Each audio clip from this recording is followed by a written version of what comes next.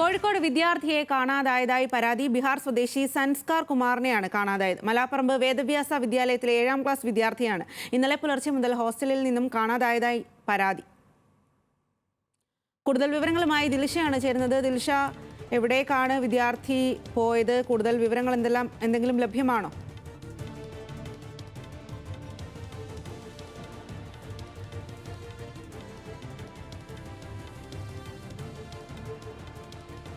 കോഴിക്കോടാണ് വിദ്യാർത്ഥിയെ കാണാതായത്. കോഴിക്കോട് വേദവ്യാസ സ്കൂളിലെ വിദ്യാലയത്തിലെ 7ാം ക്ലാസ് വിദ്യാർത്ഥിയാണ് ഇപ്പോൾ കാണാതായിരിക്കുന്നത്. ബീഹാർ സ്വദേശി സൻസ്കാർ കുമാറിനെയാണ് കാണാതായത്. ദിൽഷയുണ്ട് വിവരങ്ങളുമായിട്ട്. ദിൽഷ, എപ്പോഴാണ് കുട്ടിയെ കാണാതായത്? എന്തെങ്കിലും വിവരം ലഭ്യമാണോ? പോലീസ് എന്താണ് പറയുന്നത്?